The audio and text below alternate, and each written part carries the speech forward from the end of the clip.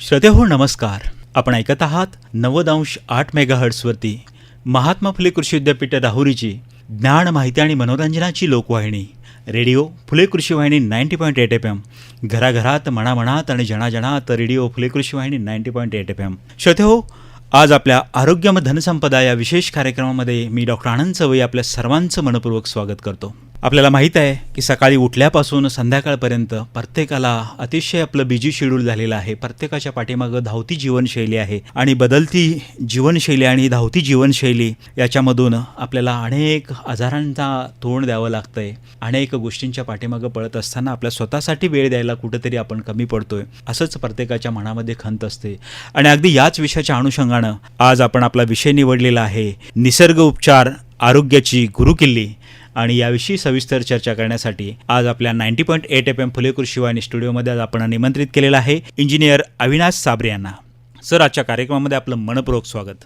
नमस्कार. श्रोतेहो, खऱ्या अर्थानं इंजिनियर अविनाश साबरे हे जिल्हा अध्यक्ष महाराष्ट्र नॅचरोपॅथी ऑर्गनायझेशन, ज्याला आपण MNO असं म्हणतो, तर त्या ठिकाणी प्रभावीपणे ते कार्यरत आहेत. विशेष म्हणजे मला सांगायला आनंद वाटेल की 1989 ते 90 या बॅचचे बीटेक ॲग्रिकल्चर इंजिनिअरिंग म्हणून महात्मा फुले कृषी विद्यापीठ राहुरी येथून त्यांनी पदवी संपादन केलेले आहे. हे आपल्या सर्वांच्यासाठी सार्थ अभिमानाची गोष्ट आहे. त्याच्यानंतर त्यांनी सर्टिफाईड ॲडव्हान्स्ड न्यूट्रिशन थेरपिस्ट म्हणून देखील ते कार्यरत आहेत. Certified zero volt earthing therapist म्हणून सुद्धा ते जवळजवळ 6 ते 7 वर्षापासून अतिशय प्रभावीपणे कार्यरत आहेत. त्याचबरोबर ते मेंबर इंटरनॅशनल नॅचरोपॅथी ऑर्गनायझेशन्स म्हणून देखील कार्यरत आहेत. त्याचबरोबर नाईस आणि वाईज या ठिकाणचे एक्सपर्ट मेंबर म्हणून देखील ते काम बघत आहेत. आणि सर्वात महत्त्वाचं म्हणजे आपल्यावरती जे महाभयंकर अशी महामारी आपल्याकडं येऊन गेली, त्या कोविड-19चे वॉरियर म्हणून सुद्धा त्यांनी प्रभावीपणे प्रत्येकाच्या मनामध्ये लक्षात राहील अशा पद्धतीचं कौतुकास्पद काम या माध्यमातून त्यांनी केलेलं आहे. आणि आज आपल्याशी ते संपूर्ण 90.8 FM कृषी वाहिनीच्या माध्यमातून ऐकणारे श्रोते, त्याचबरोबर जगभरातल्या ऑनलाईनच्या माध्यमातून ऐकणाऱ्या सर्व श्रोत्यांशी संवाद साधणार आहेत. आणि आज आपला विषय आहे निसर्ग उपचार आरोग्याची गुरुकिल्ली. तर सर, आजच्या विषयाच्या अनुषंगानं मला विचारायला आपल्याला निश्चित आनंद वाटेल की प्रत्येक मानव म्हटलं की त्या प्रत्येक माणसाला निसर्गताच उपजत अशी एक प्रतिकार शक्ती प्रत्येकाला दिलेली असते. पण अनेक आजार असेल, छोट्या मोठ्या आजारानं माणूस आजारी पडला की पटकन अगदी तात्काळ इलाज पाहिजे म्हणून अनेक थेरपी किंवा अनेक औषधोपचारांच्या मागे धावताना तो दिसतोय, कारण त्याला पटकन आपल्याला इलाज हवा असतो. पण त्याला हे माहीत नसतं की आपल्यामध्येच निसर्गताच प्रतिकार उपजत शक्ती आपल्यामध्ये असतं आणि नेमकं तिला जागृत करणं हे अनेक आजारावरचं एक रामबाण औषध म्हणून आपली ही निसर्ग उपचार पद्धती काम करत असते असं आपण सांगत असतात. तर निश्चित आज आमच्या सर्व श्रोत्यांना जाणून घ्यायला आवडेल की नेमकाच कशा पद्धतीनं ही निसर्ग उपचार पद्धती काम करते. सर, काय सांगता येईल? नमस्कार. प्रथमतः मी आमचे महात्मा फुले कृषी विद्यापीठाचे सन्माननीय कुलगुरू डॉक्टर प्रशांत कुमार पाटील सर, ज्यांच्या प्रेरणेने ही 90.8 FM कृषी वाहिनी सर्व शेतकरी आणि जगभरातल्या सर्व श्रोत्यांकरता उपलब्ध करून दिली. आणि त्यात मला या छोट्याशा विषयावर बोलण्याची संधी मिळाली, त्याबद्दल मी प्रथमतः डॉक्टर प्रशांत कुमार पाटील सर, तसेच या वाहिनीचे संचालक आदरणीय आमचे मित्र डॉक्टर चवई सर यांना पण मी खूप खूप धन्यवाद देतो की या विषयावर, ज्या विषयावर सहसा आत्तापर्यंत फारसं कोणी बोलण्यात आलेलं नाही आहे, अशा अनोख्या अशा वेगळ्या विषयावर मला बोलण्याची संधी दिली. त्यामुळे पुन्हा सर्वांचे प्रथमतः मी धन्यवाद देतो आणि आभार मानतो. सर, जसं आपण म्हणाला की निसर्गोपचार पद्धती हा काय प्रकार आहे नेमका, आत्तापर्यंत बघा आपण सगळ्या प्रकारच्या व्याधींवर उपचार कसे केले जातात हे ऐकलं आहे, परंतु निसर्गाने मानवामध्ये जी ताकद दिलेली आहे त्या ताकदीचा आपण कधी वापर करू शकलो नाही, किंबहुना अज्ञान आपल्याकडे असेल, त्यामुळे कदाचित आपल्याला ते माहिती नसेल. जसा मानव पृथ्वीवर आला तर त्याला मातृऋण आणि पितृऋण फेडून जावं लागतं असं एक आपलं हिंदू संस्कृतीमध्ये सांगितलं जातं. अगदी तसंच निसर्गाचंही ऋण फेडून जावं लागेल आपल्याला. त्याशिवाय येणाऱ्या पिढीला निसर्ग आत्ता जसा आहे तसा उपलब्ध करून दिल्याशिवाय आपल्याला गत्यंतर नाही. आपण जर बघितलं असाल की निसर्गामध्ये खूप बदल होत चाललेले आहेत. आपल्याला जे निसर्गाचं ऋण जर फेडायचं असेल तर मानवाला जो हा देह दिलेला आहे परमेश्वराने, तो देह जसाच्या तसा मी परत देऊन जाणं म्हणजेच माझ्या निसर्गाचं मी ऋण फेडण्यासारखं आहे. ते हेही ऋण आपल्याला फेडण्याचं आपल्याला आपलं एक आद्य कर्तव्य असे मी प्रथमतः मानतो. आता ज्यावेळेस मानवाचा जन्मापासून मृत्यूपर्यंतचा जो प्रवास आहे, त्या प्रवासामध्ये अनेक प्रकारच्या व्याधी निर्माण आपणहून केल्या जातात. जर आपण निरीक्षण केलं निसर्गामध्ये तर कुठलाही प्राणी बघा कधीही आजारी पडत नाही. त्याला कधी डायबिटीज झालेला आहे, त्याला कधी हार्ट अटॅक आलेला आहे किंवा त्याला पॅरालिसिस अटॅक झाला, असं कधी आपण बघतो का? नाही, कधीही बघण्यात आलं. त्याचं कारण असं की तो निसर्गाचे सर्व नियम तंतोतंत पाळतो. मानवच असा एक जगामध्ये प्राणी आहे की जो स्वतःला अतिशय हुशार समजतो, खूप प्रगत समजतो. मग ती प्रगती आहे की अधोगती आहे याचा विचार करण्याची आता ही वेळ आलेली आहे. जसं जसं आपण बघितलं की दिवसेंदिवस आजारपण वाढत चाललंय, हॉस्पिटलची संख्या वाढली म्हणजे मी प्रगतीकडे चाललो असं त्याचं द्योतक आहे का?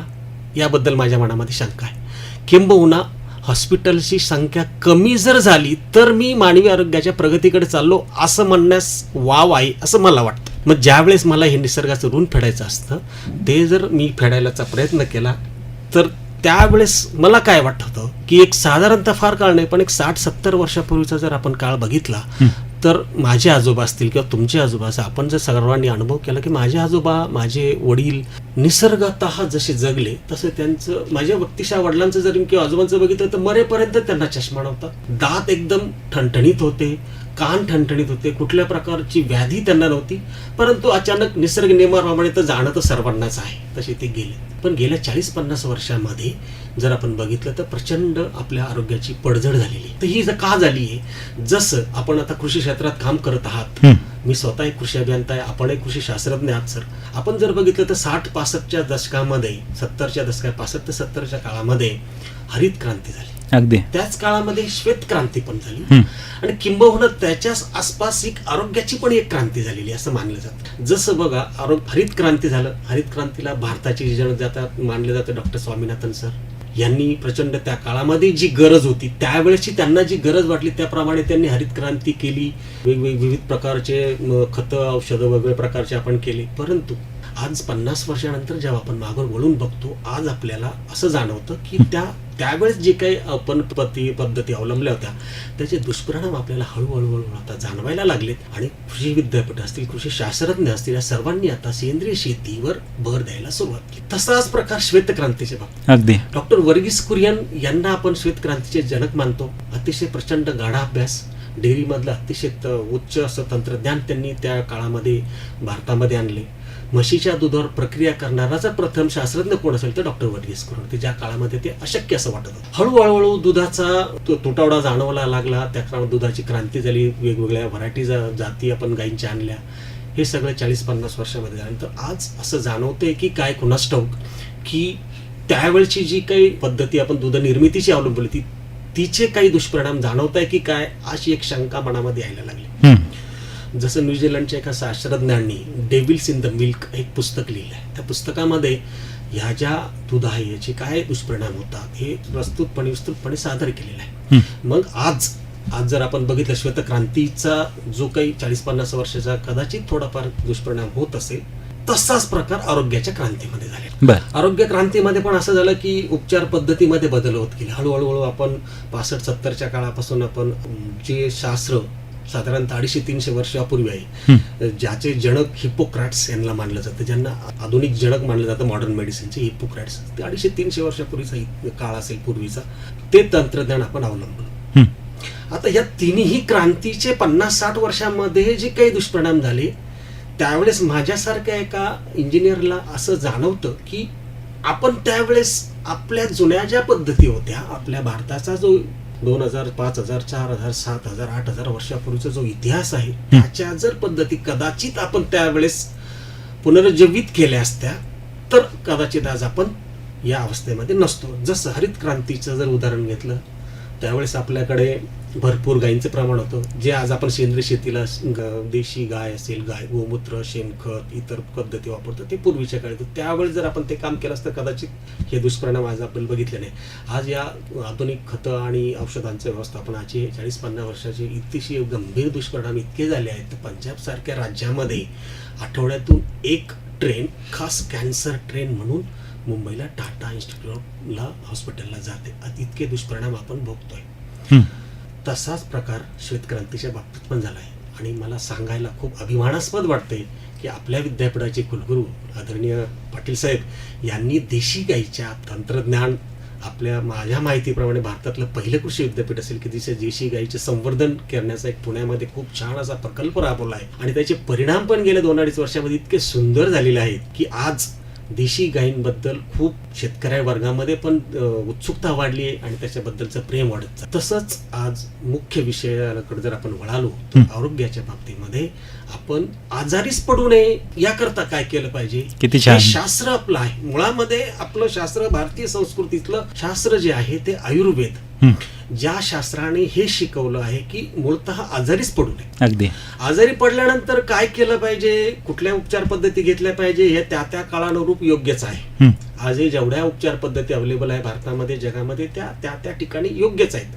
कुठली उपचार पद्धतीला नाव ठेवण्यासारखं अजिबात काही कारणच नाहीये किंवा त्या ठिकाणी त्या सर्व श्रेष्ठच आहे. पण मानवाने काय केलं पाहिजे, निसर्गाचं जर ऋण मला फेडायचं असेल तर माझा देह जसा आहे तसाचा तसा मला निसर्गाला परत द्यायचा आहे जाताना. तर मी काय केलं पाहिजे, तर मी आजारीच पडलं नाही. मग आजारीच पडू नये याकरता काय केलं पाहिजे, जसं मी उदाहरण दिलं आपल्याला की सर्व प्राणी मानव सोडून निसर्गाप्रमाणे आचरण करतात. आपण कधी बघितलं का चिमणी आजारी पडली, जंगली कुत्रा कधी आजारी पडला, पाळलेला कुत्रा आजारी पडतो. पण जो काही जंगलामध्ये फिरतो तो कुत्रा, ते कोणताही प्राणी कधी आजारी पडलेलं पाहिलं नाही, कारण आपण तो निसर्गाप्रमाणे वागतो, निसर्गाप्रमाणे त्याचं आचरण करतो, म्हणून तो कधी आजारी पडत नाही. मग मानवाला अशक्य नाही का? अशक्य कोणतीच गोष्ट नाही, सगळं सर्व शक्य आहे. परंतु आधुनिक युगाकडे आपण जेव्हा वाटचाल करत असतो, आधुनिक तंत्रज्ञानही अवलंबणं तेवढं गरजेचंच आहे आपल्याला विकासाच्या दृष्टीने. त्याचबरोबर आपल्या जुन्या ज्या पद्धती आहे की जुने जे आचरण पद्धती आहे त्याही अवलंबणं गरजेचंच आहे. तेव्हा कुठं आपल्याला एक बॅलन्स साधता येऊन विकास आणि आरोग्य या दोन्ही गोष्टीचा मेळ आपल्याला साधता येईल. मग तो कसा करता येईल? आत्ताच्या धकाधकीच्या जीवनामध्ये जसं सर आपण बघितलं की खूप धकाधकीचं जीवन झालं मानवाचं. सकाळी पहाटे 5 वाजेपासून जो माणूस उठतो, राबतो, रात्री 10, 10:30, 11 कधी कोणाला कुठे काय हे सांगता येत नाही कुठल्या पद्धती. मग ह्या पद्धती आपण अवलंबल्या पाहिजे. दुर्दैवाने म्हणावं लागतं सर, आज भारत ही डायबिटीस कॅपिटल ऑफ वर्ल्ड मानलं जातं. हो. हार्ट चे सगळ्यात जास्त पेशंट भारतामध्ये आहे. हे का?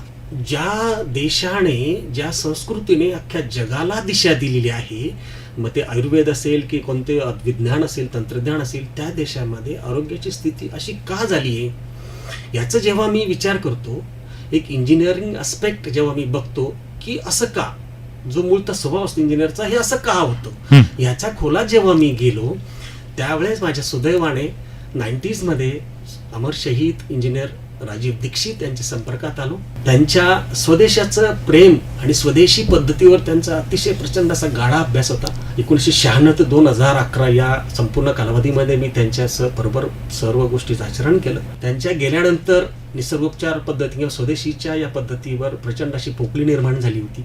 आणि त्याच काळामध्ये डॉक्टर विश्वरूप राय चौधरी नावाचा एक सायंटिस्ट जे आहेत त्यांच्या संपर्कात आम्ही 2016-17 मध्ये आलो.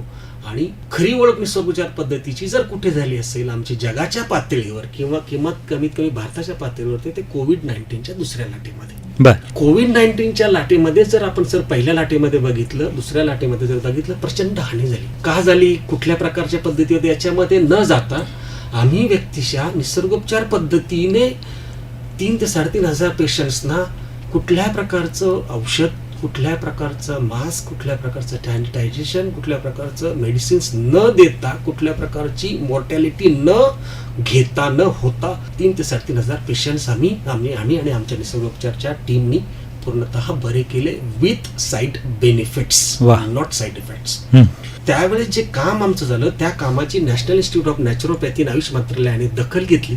त्याची नोंद झाली इंडियन बुक ऑफ वर्ल्ड रेकॉर्ड्समध्ये आणि आमच्या सर्व टीमचा ते नवी दिल्ली येथे सन्मान करण्यात आला. आणि तिथे खरं आमच्या निसर्गोपचाराची ओळख झाली आणि आमची निसर्गोपचार पद्धती प्रसिद्ध. आणि खऱ्या अर्थानं श्रोते हो, इंजिनियर अविनाश साबरे यांना कोविड-19 वॉरियर या सन्मानानं देखील त्यांना अतिशय छान पद्धतीनं घोषित करण्यात आलेलं आहे. आणि खऱ्या अर्थानं कोविड-19 वॉरियर म्हणून त्यांनी जे काम केलेलं आहे ते आताच आपण त्यांच्या मुखातून ऐकलेलं आहे. इतक्या चांगल्या पद्धतीनं निसर्ग उपचार पद्धतीच्या माध्यमातून ते काम करत आहेत. आज आपला विषय आहे निसर्ग उपचार पद्धती, आरोग्याची गुरुकिल्ली, आणि आपल्याशी संवाद साधत आहेत इंजिनियर अविनाश साबरे. तर सर, आपण सांगत होतात कोविड-19च्या संदर्भातले आपले अनुभव विशद करत होतात. सर, मग आपण कोविड-19चा विषय हा खूप मोठा आहे. त्याच्यावर आपण एक स्वतंत्रपणे आपण एक दिवस अगदी. चर्चा नक्कीच करू, जेणेकरून श्रोत्यांनाही त्याचा भविष्यात फायदा होईल. आज आपण मूलतः निसर्गोपचाराचे जे मूळ 5 तत्व आहेत अगदी. त्यावर संक्षिप्तपणे चर्चा करूया. आणि मग ही जी 5 मूलतत्व आहेत त्याच्यावर जी निसर्गोपचार पद्धती काम करते, तर नेमकी ही कोणती तत्व आहेत आणि कशी काम करतायत? हो सर, पंचतत्व. पूर्वीच्या काळी आपल्यावर ब्रिटिशांचा एवढा पगडा पडला होता की जे महत्वाची पंच महाभूते म्हटलं जातं त्यांना, बर. ते ऍक्च्युली पंचमहादेव आहेत. कोणती? पृथ्वी, अग्नी, जल, वायू, आकाश. ही पंचतत्व जी आहे ही पंचमहाभूते म्हणतात त्यांना, परंतु पंचमहादेव म्हणतो आम्ही त्यांना. का? की ह्या 5 तत्वाचा जर कोणी बॅलन्स केला तर तो व्यक्ती आजारीच पडू शकत नाही. मी वारंवार प्राण्यांचं उदाहरण देतो. ही प्राणी सर्व पंचमहादेवांची तत्व पाळतात. अगदी. ही पंचमहातत्व कोणती? जसं मी म्हणालो, पृथ्वी, अग्नी, जल, वायू आणि आकाश. आपण एक टप्प्यावर त्याचं थोडक्यामध्ये माहिती घेऊया. अगदी. पृथ्वी तत्व आहे. पृथ्वी तत्वामध्ये काय असतं की आपण जर बघा, शेतकरी वर्ग, माझे शेतकरी बंधू जे आहेत ते पूर्णतः शेतामध्ये जेव्हा राबतात ते अनवाणी राबतात. या मातीच्या संपर्कात ते असतात. आणि माती पृथ्वीमध्ये किंवा या जमिनीमध्ये आपल्याला माहिती आहे की इलेक्ट्रॉनचा भरपूर प्रचंड असा साठा आहे. इलेक्ट्रॉन ऋण भरपूर साठलेला असतो, निगेटिव्ह चार्ज असतो इलेक्ट्रॉनचा. आणि जेव्हा केव्हा आपली ज्या नैसर्गिक आपली जी जीवनशैली आहे त्या जीवनशैलीमध्ये जेव्हा केव्हा आपण आजारी पडतो तर त्यावेळचं मूळ कारण जे असतं की आपल्या शरीरामध्ये पॉझिटिव्ह गोष्टी किंवा पॉझिटिव्ह आयन्स आलेले असतात. धनभाराने जी काही आपली शरीर रचना झालेली असती त्याच्याकरता न्यूट्रलाइज करण्याकरता आपल्याला इलेक्ट्रॉन्सचा जर शरीरामध्ये मारा झाला तर आपलं ते व्याधी जे असतात त्या न्यूट्रलाइज करून आपण त्या आजारावर मात करतो. जसं प्रत्येक घरामध्ये इलेक्ट्रिफिकेशन केलं तर त्याला अर्थिंग कंपल्सरी असते. अर्थिंग शिवाय त्या इलेक्ट्रिसिटीवर किंवा त्याच्यावर काम करू शकतं. तसं प्रत्येकाचं शरीर हे 0 व्होल्टवर काम केलं पाहिजे प्रत्येकाने. बर. तर याच्याकरता आजच्या आधुनिक काळामध्ये हे शक्य आहे का? प्रत्येकाला मातीच्या संपर्कात राहणं शक्य आहे का? नाही शक्य. तर अर्थिंग थेरपी म्हणतो आपण. ती अर्थिंग थेरपी आता नवीन तंत्रज्ञानाने आपण अर्थिंग थेरपीचा वापर करू शकतो. किंवा ज्यांना शक्य असेल त्यांनी किमान 40 मिनिटं अनवाणी जमिनीवर चालावं. जमिनीवर म्हणजे कुठल्याही प्रकारच्या डांबरी रोडवर नाही किंवा कुठे सिमेंट असेल तर सिमेंट रस्ता असेल त्याच्यावर नाही, तर अक्षरशः जिथे माती असेल किंवा जिथे लॉन असेल त्या जमिनीच्या संपर्कात किमान 40 मिनिटं प्रत्येक व्यक्तीने किमान एक दिवस 40 मिनिटामध्ये तरी किमान नाही रोज तर आठवड्यातून 3 ते 4 दिवस तरी त्या व्यक्तीने 40 दिवस माती जमिनीच्या संपर्कात राहावं. हा अर्थिंग थेरपी जी आहे नॅचरोपॅथीचा पहिला भाग आहे. अर्थिंग थेरपी म्हणजे पृथ्वी तत्वाचं आहे. दुसरं तत्व जे आहे जलतत्व आहे. बर. जलतत्वाबद्दल जर बोलायला गेलं तर सर मला अतिशय खेदाने असं म्हणावं लागतं की अतिशय आपल्या म्हणजे मी जेव्हा जेव्हा घरी जातो कोणाच्या किंवा मित्रमंडळी असेल नातेवाईकांच्याकडे तर तेव्हा पाणी जेव्हा पितो तर ते पाणी पिताना मला क्षणात जाणवतं की हे कोणतं पाणी पितं. मी सहज आपलं विचारतो की कोणतं पाणी पिता, तर उत्तर येतं की काय नाही, ग्रामपंचायतचं किंवा नगरपालिकेचं पाणी येतं ते पाणी आपण पितो. त्या पाण्याचे पॅरामीटर्स किंवा त्या पाण्याचे गुणधर्म कोणते असावेत याबद्दलचं अध्ययन अतिशय प्रचंड प्रमाणामध्ये आहे. सुशिक्षित घरामध्ये सुद्धा प्रचंड प्रमाणात आहे. किंबहुना मी तर असं म्हणेल की जेवढं जास्त सुशिक्षित किंवा श्रीमंत घर असेल तिथं जास्तीत जास्त हानी असलेलं पाणी पितोय. अगदी. आजकाल प्रत्येक गावागावात आणि शहरामध्ये आरोचं पाणी सुद्धा सगळीकडे पिलं जातं. एक्झॅक्टली. रिव्हर्स ऑस्मॉसिस, आरोचं पाणी गरज आहे का मुळामध्ये मला या पाण्याची? इथून सुरुवात होते. गरज असेल तर नक्की. मुळात रिव्हर्स ऑस्मॉसिस तंत्रज्ञान सर हे जेव्हा समुद्रावर जी जहाजं 6-6 महिने 8-8 महिने प्रवास करतात त्या जहाजावरचे जे सैनिक किंवा जे काही प्रवासी असतील त्यांच्याकरता समुद्राचं पाणी पिण्यालायक करण्याकरता जे तंत्रज्ञान वापरलं जातं त्याला रिव्हर्स ऑस्मॉसिस म्हणतात. त्या तंत्रज्ञानाच्या माझ्या मुळा धरणाच्या पाण्याला वापर करण्याची गरज आहे का? हा माझा पहिला प्रश्न असतो. बर. मुळात तर हा गरजच नाही. रिव्हर्स ऑस्मॉसिसची गरज नाही. हां, त्याच्यामध्ये गाळ असेल, त्याच्यामध्ये शेवाळ आला असेल, ह्याच्याकरता तुम्ही त्याकरता प्रक्रिया केली तर मान्य आहे. परंतु रिव्हर्स ऑस्मॉसिसची गरज आहे का नाही? रिव्हर्स ऑस्मॉसिस करताना आपण काय करतो की त्या पाण्याचा TDS टोटल डिझॉल्व्ड सॉलिड्स मी जेव्हा काही घरामध्ये जेव्हा बघितलं की 20 आणि 30 TDS घरामध्ये ठेवला जातो आरो मशीननी, आणि मी अभिमानाने सांगणारी कुटुंब पाहिले की आमच्या घरामध्ये 30 TDSचं आम्ही पाणी पितो. अगदी. आणि प्रत्येक घराघरामध्ये आरो झालेले आहे. जर आरो नसेल तर त्यात अज्ञान असं दाखवलं जातं किंवा त्यात मोठेपण असल्याचं सुद्धा भास होतं ते सगळीकडे. आता स्टेटस सिम्बॉल झाला. अच्छा. जसा फ्रीज 2 डोअरचा पूर्वी की आता 3 डोअरचा अगदी. टीव्ही माझ्याकडे 40 इंचावरून 50 इंचापर्यंत गेला, तसं RO machine by default RO machine बसलंच पाहिजे माझ्या घरात. हो, हो. गरज आहे की नाही आहे माहीत नाही मला. आरो फिट करणाऱ्या कंपनीच्या लोकांना ही माहिती नाही की आरो मध्ये पाण्याचा TDS का ठेवावा किंवा या घराला आरोची गरज आहे का, हा सल्ला द्यायला त्यांची मानसिकता नाही. ते व्यापार करायला आहे. मग रिव्हर्स ऑस्मॉसिसचे टेक्निक माझ्या पाण्याला गरज आहे का, हा पहिले तपासून घेतला पाहिजे. जर गरज असेल तर त्या पाण्याचा TDS किती असला पाहिजे, तर जागतिक पातळीवरचे असेल किंवा भारतीय पातळीवर ICMRची किंवा WHOच्या गाईडलाईन्स आहे, त्याच्यामध्ये अगदी स्ट्रिक्टली म्हटलेलं की कमीत कमी 100 TDSचं पाणी हे मानवाच्या आरोग्याला हितकारक आहे.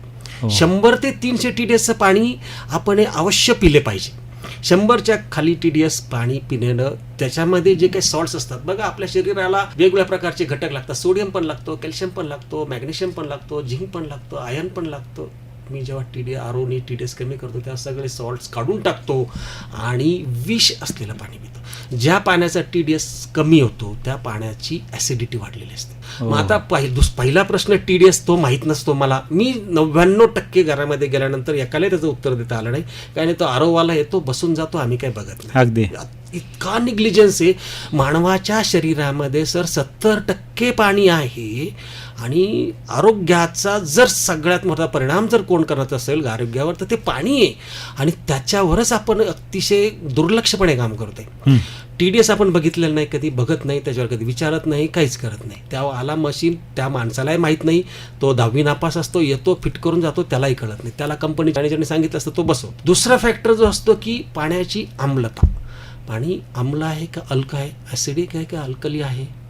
मग अल्कली आहे तर किती pH आहे, ॲसिड आहे तर किती pH आहे, मानवाच्या शरीराला किती pHचं पाणी गरजेचं आहे, काहीच माहीत नाही मला कुठल्याच प्रकारचं. मी इतर गोष्टी ज्या निर्जीव वस्तू त्या खरेदी करताना मी 100 दुकानं फिरेल, 100 चौकशा करेल, असं करेल, वाद घालेल दुकानदाराशी, पण माझ्या शरीराला जे महत्त्वाचं पाणी हा घटक आहे त्याच्याबद्दल मी कधीही माहिती घ्यायचा प्रयत्न करत नाही. मी सर 90% घरामध्ये आज ॲसिडिक पाणी पितो आपण. हो. आणि ॲसिडिक पाणी ज्या घरामध्ये येतं त्या घरामध्ये ॲसिडिटी पासूनचा प्रवास जो सुरू होतो तो कॅन्सरपर्यंत नेऊन ठेवला जातो. हो.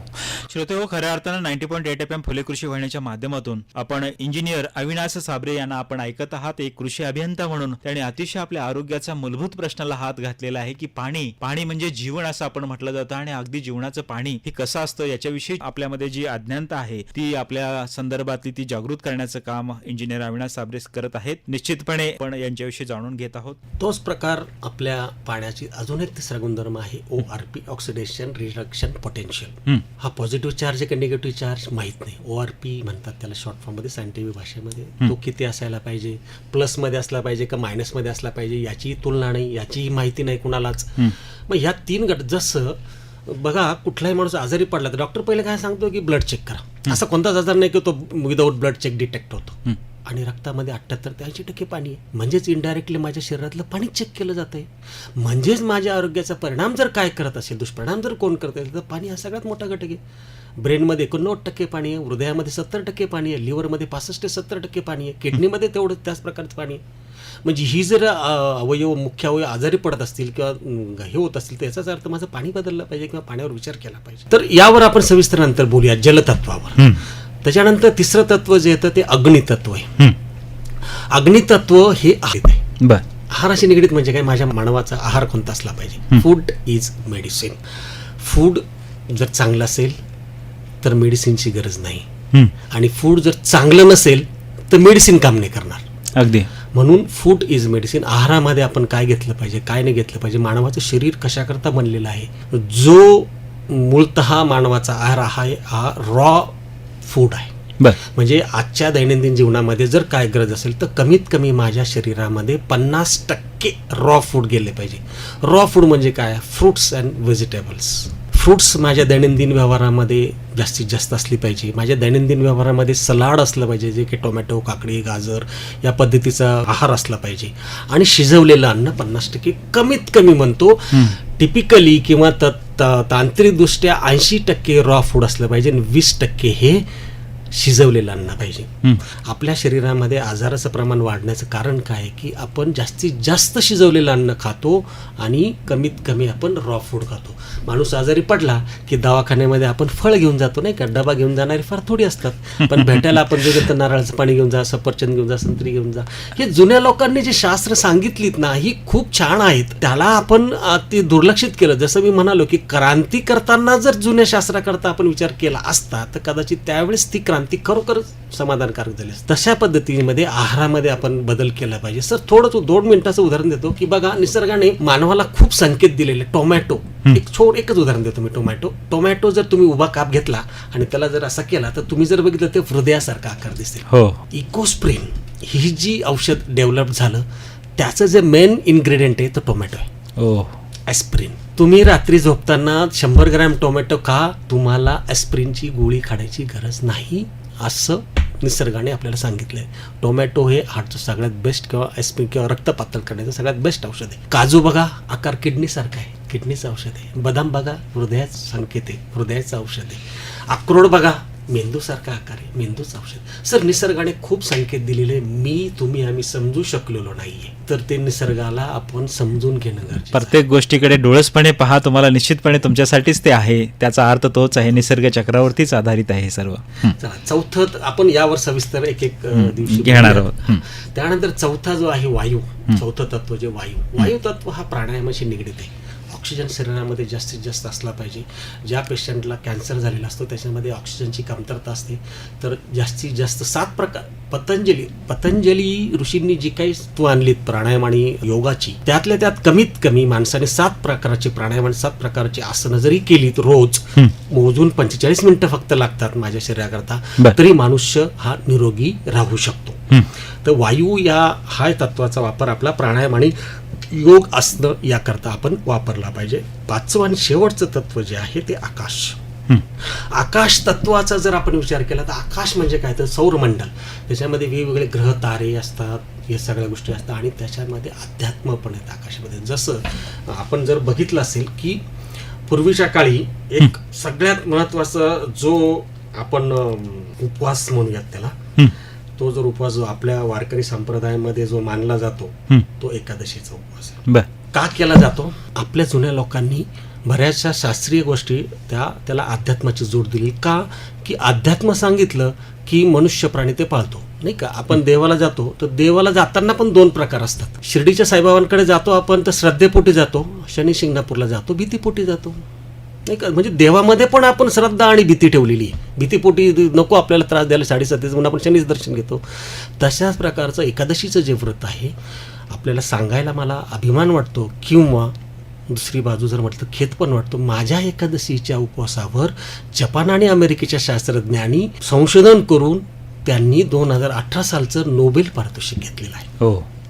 त्या शास्त्रज्ञ आहेत तासुक होंजो जपानचे आणि जेम्स इलिसन अमेरिकेचे. या शास्त्रज्ञांनी एकादशीच्या व्रतावर, त्यावेळच्या गोष्टीवर एकादशीच का घेतली, तर त्याचं कारण असं की त्यावेळेस सौरमंडलामध्ये ग्रहताऱ्यांमध्ये जे काही बदल होतात त्याचा परिणाम मानवी शरीरावर होतो त्या पर्टिक्युलर त्या मुख्य तिथीवर. म्हणून एकादशीचा उपवास घेतला. तुम्ही जर बघा, एकादशीला जेव्हा आपण उपवास करतो आदल्या दिवशी साधारणतः 8, 8:30, 9ला आपण जेवतो. दुसरा संपूर्ण दिवस जातो. तिसऱ्या दिवशी द्वादशीच्या दिवशी सकाळी वापस उपवास सोडतो. म्हणजे जवळपास 36 ते 40 तास आपण लंघन ठेवतो, किंबहुना लंघन ठेवणं अपेक्षित आहे. या काळामध्ये काय होतं की शरीरामध्ये ज्या कॅन्सरच्या पेशीज असतात ते शरीर त्या कॅन्सरच्या पेशी खाऊन टाकतं. म्हणून त्यांचं संशोधन जे याच्यावरच आहे की जर कोणी त्या एकादशीच्या व्रताला उपवास केला, लंघन केलं, तर कॅन्सर होण्याचे 80% चान्सेस कमी होतात. वा. आणि म्हणूनच या शास्त्रज्ञांना आपल्याला नोबेल पारितोषिक 2018 सालचं लेटेस्ट आहे. दुर्दैव असं आहे की शास्त्र आपलं, परंतु आपल्याकडे काय झालंय सर की परदेशातून आलं की मग ते असं वाटतं की तो शिक्कामोर्तब करून आलंय, आपण त्याच्यावर आता काम केलं पाहिजे आणि मग आपण त्याचा अवलंब करतो. अशा पद्धतीचे 5 तत्वाचा जर आपण वापर केला तर आपण संपूर्णतः निरोगी आयुष्य जगू शकतो. एक ना एक दिवस तुम्हाला मला या इहलोकातून जायचंच आहे, पण जाता जाता मला निसर्गाचं ऋण फेडून जायचं आहे आणि हे ऋण फेडलं तर मी खऱ्या अर्थाने मला मोक्ष मिळेल, असं माझं स्वतःचं व्यक्तिगत मत आहे. अगदीच श्रोते, खऱ्या अर्थानं 90.8 FM फुले कृषी वाहिनीच्या माध्यमातून इंजिनियर अविनाश साबरे हे आपल्याला निसर्ग उपचार पद्धती ही आरोग्याची गुरुकिल्ली याविषयी अतिशय सविस्तरपणे मार्गदर्शन आपल्याला करत आहेत. त्यांनी ज्या 5 मूल तत्वावरती निसर्ग उपचार पद्धती काम करते याच्याविषयी आज आपण पहिल्या भागामध्ये निश्चितपणे जाणून घेतलेला आहे. याच्याविषयी अधिक माहिती जाणून घ्यायची असेल, आपल्या मनामध्ये काही शंका असतील, प्रश्न असतील तर निश्चित आपण त्यांच्याशी संपर्क साधू शकता. मी त्यांचा संपर्क क्रमांक आपल्याला देत आहे 9404980522. पुन्हा एकदा संपर्क क्रमांक 9404980522. तर जरूर आपण इंजिनियर अविनाश साबरे साहेब यांच्याशी संपर्क साधू शकता आणि निसर्ग उपचार पद्धतीविषयी आपल्या मनात काही शंका असतील, प्रश्न असतील ते जाणून घेणार आहोत. श्रोते, आरोग्यम धनसंपदा या विशेष कार्यक्रमामध्ये आज आपण निसर्ग उपचार पद्धती आरोग्याची गुरुकिल्ली याविषयी इंजिनियर अविनाश साबरे सर यांच्याकडून आपण जाणून घेत आहोत. सर, विषयाच्या अगदी शेवटाकडे जात असताना अनेक श्रोते 90.8 FM फुले कृषी वाहिनीच्या माध्यमातून आणि ऑनलाईनच्या माध्यमातून ऐकणारे अनेक श्रोते आपल्याला ऐकत असतील, तर या सर्व श्रोत्यांच्या दृष्टीनं एक निसर्ग उपचार पद्धती किंवा निसर्ग नियमांच्या संदर्भात आपण मार्गदर्शन केलेलं आहे, तर याविषयी जाता आपला काय सल्ला असेल? हो, नक्कीच सर. आज बघा, आपण इतर उपचार पद्धतीचे दुष्परिणाम हळूहळू आपल्याला जाणवायला लागले आहेत. निसर्ग उपचार पद्धती अवलंब करणं गरजेचं आहे. याकरता मी आणि माझी टीम आहे, आम्ही 4 जणांची एक टीम आहे, ज्याच्यामध्ये डॉक्टर वैष्णवी वाळुंज आहेत, डॉक्टर जितेंद्र वाळुंज आहेत, डॉक्टर सुरेश गरड आहे. आम्ही 4 जणांची टीम आहे, जी आम्ही सर्व कुठल्याही व्यक्तीला कधीही काहीही सल्ला हवा असला, जुजबी कशी पद्धती जीवनशैली असली पाहिजे, काय नाही याचा मोफत सल्ला आम्ही देतो सर. आणि जर काही एखाद्याला व्याधी असेल तर त्या व्याधीवर उपचार करताना सुद्धा आपण त्याच्यावर पण आपण काम करतो. जर कुणालाही कधीही काही वाटलं, 24 तास आम्ही आपल्याकरता उपलब्ध आहोत. आपण माझ्या दिलेल्या संपर्क नंबरवर कधी संपर्क साधू शकता. फोन नाही उचलणार तर आपण व्हॉट्सॲपवर मेसेज पण करू शकता आणि निश्चितपणे आपल्याला या जीवनशैलीचा वापर कसा अंमलात आपल्या दैनंदिन जीवनामध्ये करता येईल याचा सल्ला निश्चितपणे दिला जाईल. अगदी सर, बऱ्याच वेळापासून श्रोते हो, आपल्याला इंजिनियर अविनाश साबरे सर हे निसर्ग उपचार पद्धती आरोग्याची गुरुकिल्ली याविषयी सविस्तर आपल्याला मार्गदर्शन करत आहेत. आणि आपल्याला कल्पना असेल की मी सांगितलेलंच आहे की जिल्हा अध्यक्ष महाराष्ट्र नॅचरोपॅथी ऑर्गनायझेशन जी MNO म्हणून आहे, तर यावरती ते अतिशय प्रभावीपणे कार्यरत आहेत. आणि विशेष म्हणजे राहुरीमध्येच आपल्या सगळ्यांच्यासाठी अशा पद्धतीची सुविधा त्या ठिकाणी आहेत. आणि कृषी अभियंता म्हणून काम करत असताना अतिशय शास्त्रोक्त दृष्टिकोनातून निसर्ग नियमाच्या संदर्भातल्या निसर्गाच्या ज्या 5 मूल तत्वावरती त्यांनी ते काम करण्याचं चालू केलेलं आहे. आणि आरोग्य सेवा हेच म्हणी त्यांचं उदात्त भावना आणि ध्येय ठेवून ते प्रत्येक व्यक्तीच्या प्रती आपल्याला सर्वांनाच मदत करण्यासाठी नेहमी पुढाकार घेत असतात. म्हणूनच तर त्यांना कोविड-19 वॉरियर या बहुमानानं सुद्धा सन्मानित करण्यात आलेलं आहे. या माध्यमातून आपण निश्चितपणे त्यांच्याशी संपर्कात राहू शकता, त्यांचा सल्ला घेऊ शकता. सर, बऱ्याच वेळापासून तुम्ही आमच्या श्रोत्यांना निसर्ग उपचार पद्धती आरोग्याची गुरुकिल्ली याविषयी सविस्तर मार्गदर्शन केलं. श्रोते हो, आपण प्रत्येक भागामध्ये आरोग्यम धनसंपदा या विशेष भागामध्ये इंजिनियर अविनाश साबरे साहेबांनी जे सांगितलेली 5 मूलतत्वे, त्या प्रत्येक मूलतत्वाचं पृथ्वी, जल, अग्नी, वायू आणि आकाश या 5 तत्वांचं सविस्तरपणे प्रत्येक भागामध्ये एक तत्व आपण जाणून घेणार आहोत. तेव्हा कुठेही जाऊ नका, ऐकत रहा 90.8 FM फुले कृषी वाहिनी, कृषी संस्कारदायिनी फुले कृषी वाहिनी. आता या ठिकाणी थांबण्याची वेळ झालेली आहे. सर, आपण बऱ्याच वेळापासून आमच्या श्रोत्यांना मार्गदर्शन केलं, त्याबद्दल सर्व श्रोत्यांच्या वतीनं 90.8 FM फुले कृषी वाहिनीच्या वतीने आणि महात्मा फुले कृषी विद्यापीठाच्या वतीने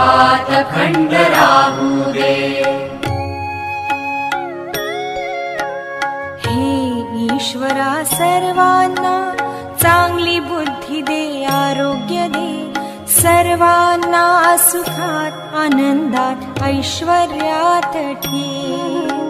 सर्वांचं भलं कर, कल्याण कर, रक्षण कर आणि तुझे गोड नाम मुखात अखंड राहू दे.